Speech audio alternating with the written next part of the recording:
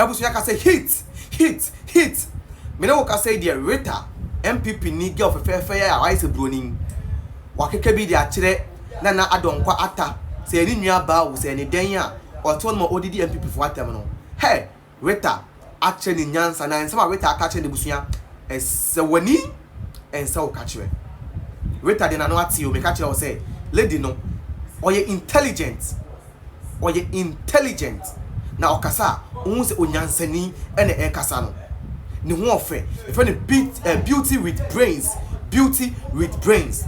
ene ensamo de enua ba Rita keke bi de akire NDA enua ba nenim ase obi ena ase ne ho nyefe ba ko sei mbo ni pada ba to de ne ho nyefe hwe me kra hwe fine boy on bema fine boy eni echi nwi kama on ye dress neat ye share tutu see the ntade ati ase na Ebusuya ye go tie nsem a Rita aka kire NDA na don kwata ne nwane mbra na ewia ba kire adwon ha ye Ghana nsem TV so eti be sesa wo ba obe den mesere se obe like hwe mesere wo video no won so wo na so wan like ya why me bone why ya won so bone why NPP fo ne Ghana fo nyina bone eti mesere wo me nua ba ma me nua ba me sister me papa me auntie a wo hwe me pa cho like na share video ni for mami na onua bi so sanka bi no nya ebi ya den enhwe e ko tie nsem a Rita ida to dwa no embra ne ko ba e be chide adwin e ho hey sir mo opposition enti mo wo manya depression na wo ye anti depressant bebre ye wo ho so de amo ye die mo be wo ho a che papa e kom ni ani bre na mo de yesa na mo be posa mo be put sen kraman sa na wo few moments later say politics am just we ya say politics am just who test team bread what na ya beto na Mama Yarega is a disgrace to leadership. Mama Yarega, you are a disgrace to political leadership. Anti-mortgage homeowner. Keka wo 31st woman adjust year wo de ateho ene wa ban na abadia. Anka ye NPP for ye pe opposition chen wo bia. But wonim adjust ayepe. Anyway, 2025 obi ko saloon se okobo ni tire we ene yebo enye wodi ye ni bia.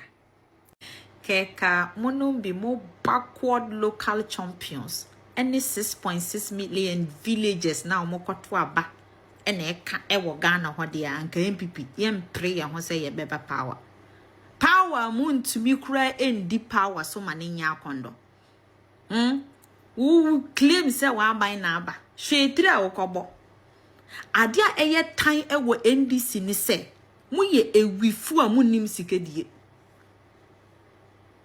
ye nimi say ye case bi na ye de akesimu from diaspora basic Ghana ewifu anso se disikano kekenenya akono munibi na odete ho edien pa na ekire se wo maami we wa ban na aba hwetire kura ebo wa wuni pa o bake o winam na aka dompe a politics am just we ya say politics am just who test team bread what o we wonam no na aka dompe tuma same ba ai ticket of the ND omo is a disgrace se na ebe ya o benye bi edi Mama Yarega omo na ehia it's a disgrace to leadership. Mo aban Mama Yarega, you are in power, you are not in power. There is political nothing leadership attractive about you. Kagana kamu Gyimifuo any backward local champions to say what two kind kura kwa buricha still we need any bienen minjin this say NPP ni bia wo ho a obeka say me ba power NPP ye press ye ba power na ye obi to say me I've traveled and I have seen how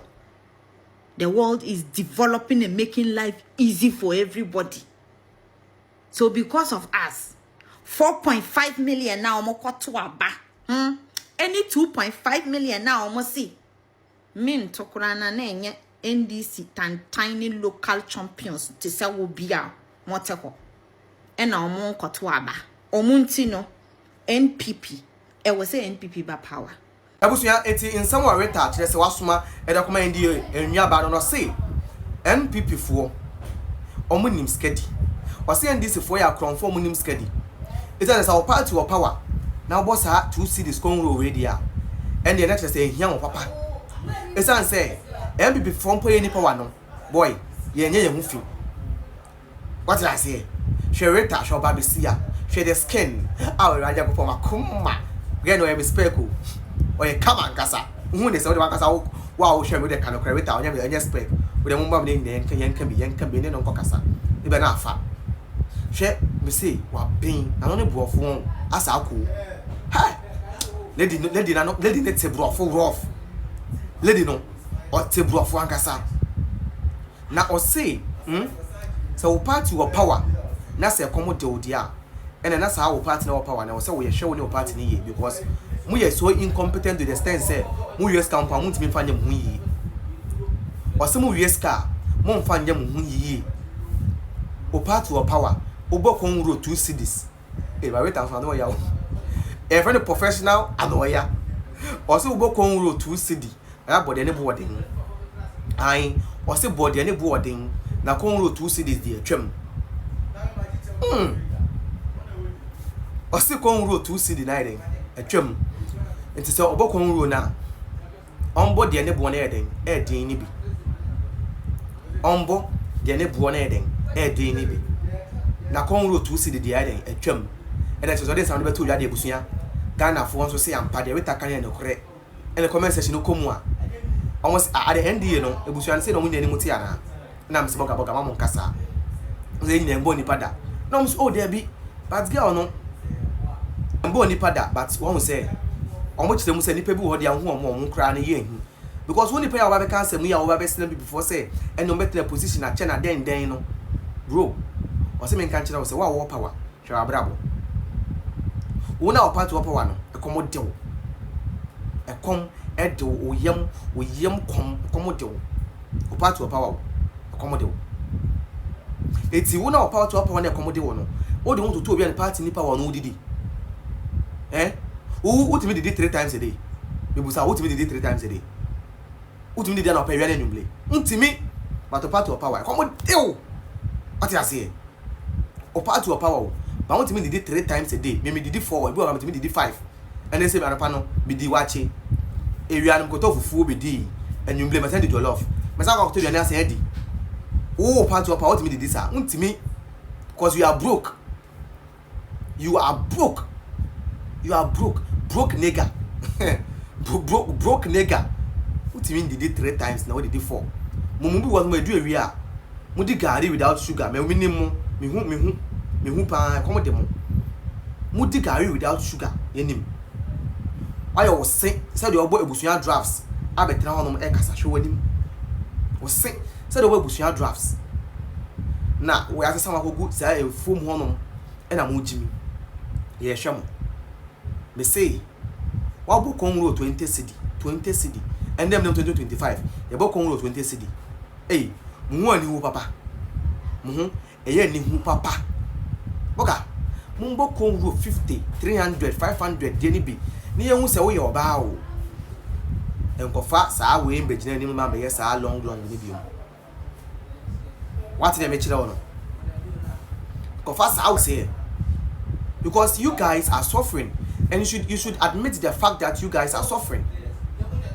and then when say aggrieved labor union say Mahama say or two omo can saying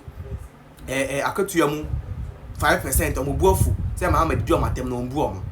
munya hu hwe kotie nsem a wo de buso enti nsem omo da to dwane nkoti yewia na wa like wa hye ne de say yesi e wo hanom no ebusuam ne wo ka say de aggrieved labor unions for say His Excellency John Dramani Mahama di omo atem yes almost John Dramani Mahama di omo atem tie nsem omo da to dwa government insulting offer of 2.5% later adjusted to 5% shows a complete lack of empathy and respect for the sacrifice of public sector workers. Aggrieved labor unions almost say government insulting offer almost say NDC abai attempt the offer of 2.5% and later almost 5% no actually complete lack of empathy any respect respect for sacrifice of public sector. That's almost say NDC abai no any obuo any ehuma obre ba ko say emfa ma eye public sector kom ho edema edwuma omo ye no omo se ndis aban no eni eye eburo baako eni eye ehuma brompo emfa ma eye sacrifice a omo make in their daily life a omo ede boa eye oman no enu nti omo say John Dramani Mahama ye ni pepi and 3 more den ye isan say onjuni omo baako say last year by this time Nana do dan kwa Ekufuo ado prema ado gaga ado showboy emma mo 25% increment mo say mo pe eyezu mo say mo pe eyeza afei eyeza ezaza mo a eyezu dada mo a afei ena mumunu ya mo say mo buafu masa munyadin because mo say 24-hour economy na mo pe NDC a John Dramani Mahama obi anim say ompe edumayefo asem a mo na mo yitimi aduma 3 years no tam ka 3 months wona nkoto abade ma no afei na mo bekasa keep quiet and suffer eyezu ene mo nne onya nwhwe afei na mo ba besun